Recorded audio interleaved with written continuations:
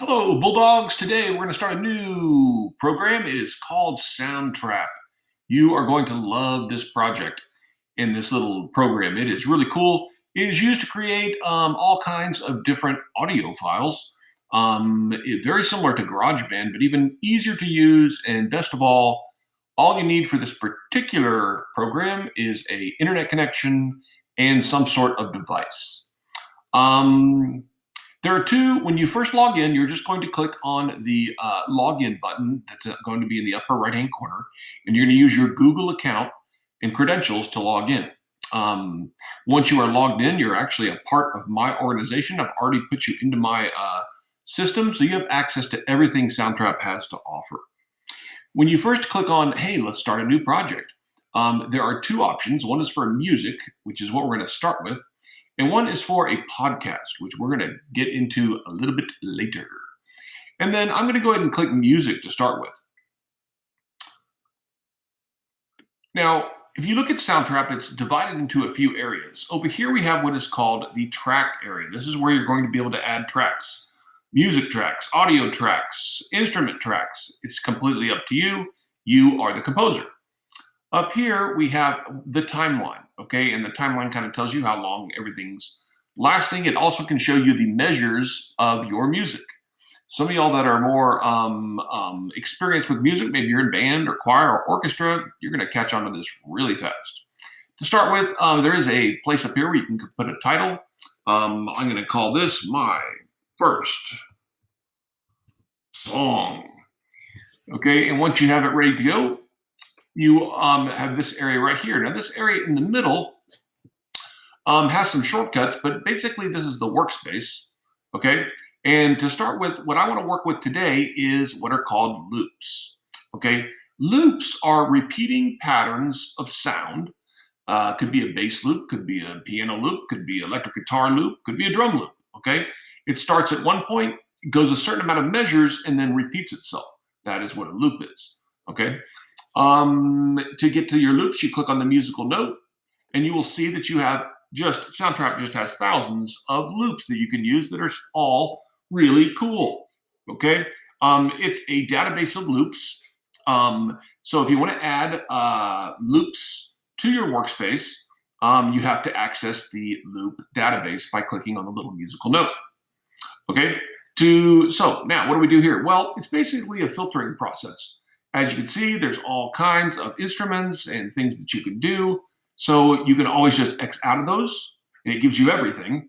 And then you say, well, I need a drum track. Well, then all these are going to be drum tracks. What kind of drum tracks do you want? And then you say, well, I want drums, but I want rock drums. So it's basically adding two filters there. And then you can come down here, and to listen to them, you just start listening.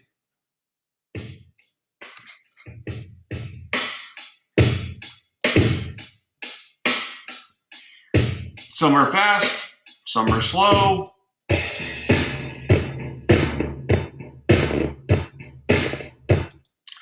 add a loop to your workspace, you can either double click it or you can drag it. I'm just going to double click. And as you can see, it's adding that to my workspace, and it's just kind of a repeating drum.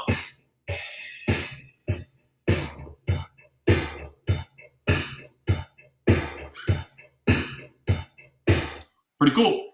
Okay, so that's how you add a track to from the database. You can drag it or you can double click it. Let's add a couple more. Let's just go up here and clear the filters. And this time I'm going to click on bass. And then same thing, what kind of bass do you want? Do you want a jazz bass? Do you want a pop bass? I'm going to stick with rock and roll. And I'm just going to scroll down here and find one that I kind of like. Let's try this one.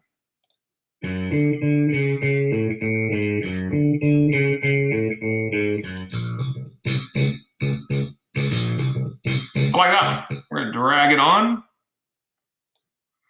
And now let's hear what those sound like together by clicking play down below. If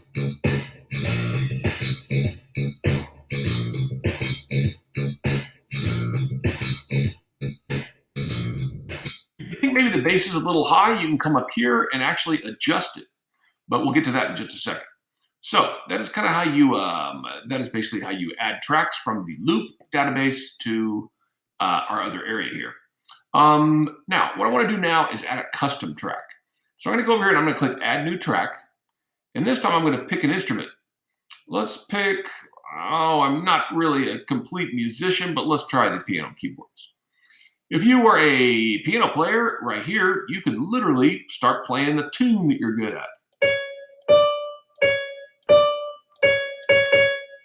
As you can see, I am a master.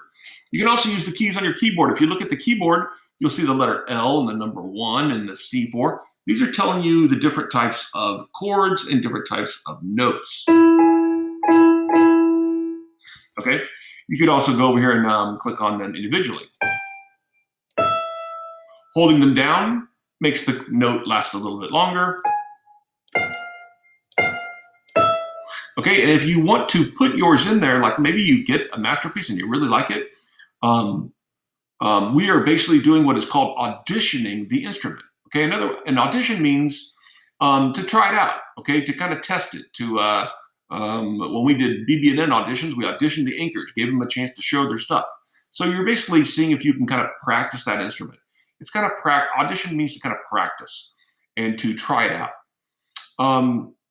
After you've perfected your sound, which obviously I haven't, but for time purposes, we're going to pretend like I have, you're going to actually record your music.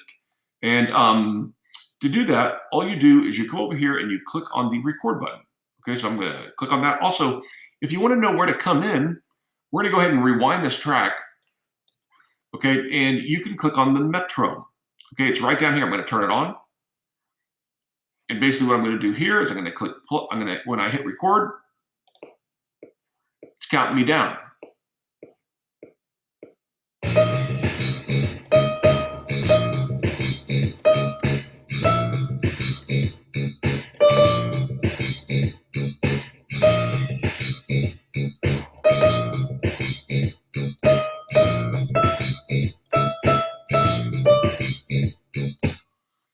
I'm sure you're pretty impressed with that, but that was my awesome piano skills.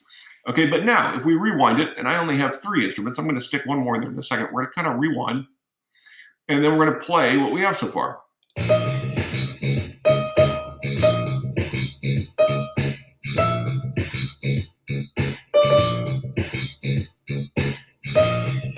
And then the last thing I'm going to add, I'm going to come over here and I'm going to X out of all this.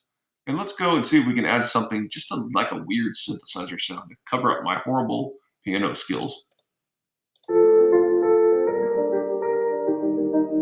Ooh, I kind of like that. Kind of softens things. Double click. Let's see what that sounds like all together.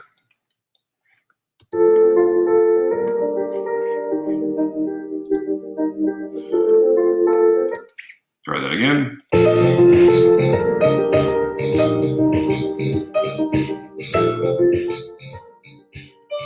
We can go here, we can adjust the volume by clicking right here.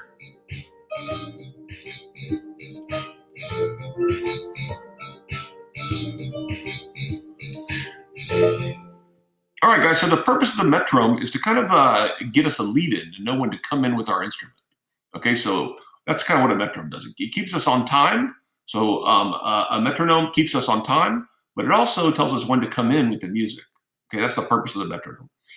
How do you fine tune the sound levels? Okay, to fine tune sound levels, all you do is you come over here and you can adjust the volume. You can turn the track off. Okay, you can record the track. Okay, so that's what these different buttons do here. What does this first one do? This one's for, you see, show to hide the automations. If you turn it off, we're not going to be working with those right now, but it basically allows you to automate the sound. Okay, and we got our headphones here in case you want to do a solo on this track of some sort. In other words, just that track for a period of time, you know, like for a guitar solo, for example, and you wanted to cut all the other music out. All right, so that's kind of how it works. Now, the final question is how do you export your project? Well, first you want to go up and save the project. And by saving it, that saves it into your personal account on Soundtrap. You can access it anywhere at any time. But to export it, we're going to click on File.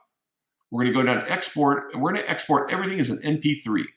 An MP3 file is a lossy format, meaning it's not the greatest recording, but it makes a tiny file size. So I'm going to go ahead and click export. And it says here that it's still saving your project. So I'm just going to click OK. And I don't think I'm going to wait for that. But basically, after waiting for a little period of time, you're going to click on the file and you're going to click on export. And you're going to export everything as MP3s. Okay. Now, when you export your project, it will download right down here to the left. Okay. Mine says untitled song. It should say my first song. And once it's down here, you can literally just drag it to the desktop.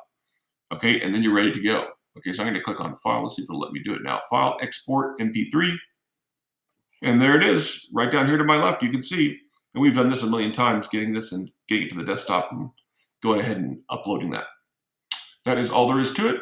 I hope you understand that, and go ahead and move on to the next step, which is the assignment. So right down below, see if you can figure that out. That is all.